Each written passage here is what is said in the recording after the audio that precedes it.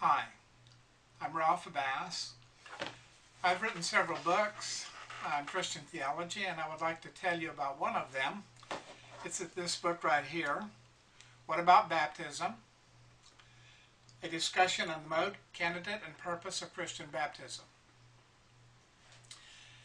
I became a Christian when I was 14 years old through the efforts of a godly Baptist minister who shared the gospel with me and pointed me to the cross, and I became a Christian, and soon thereafter was baptized by dipping in a Baptist church and joined that church.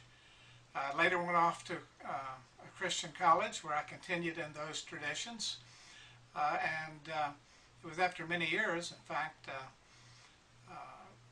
better than 40 years, I suppose, before I really began to consider whether these doctrines were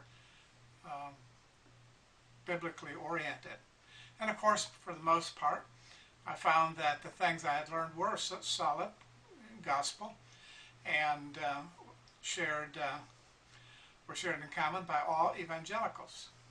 But there were some denominational questions and issues that entered my mind.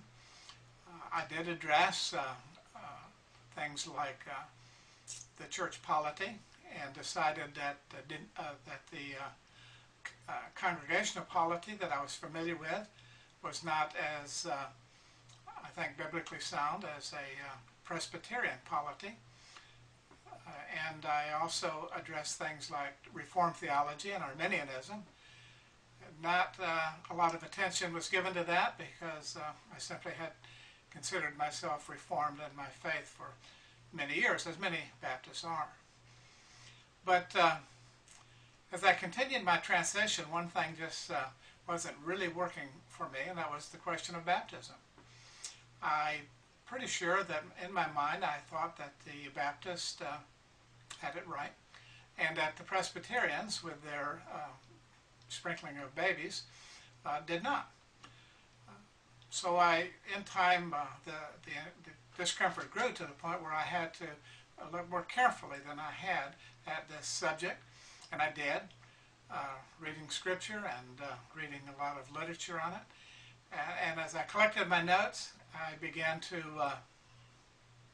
come up with an understanding of baptism that brought me considerable peace, because I felt I was thoroughly equipping myself to understand the topic. Having done that, I wrote this book that I hope will be a blessing to you.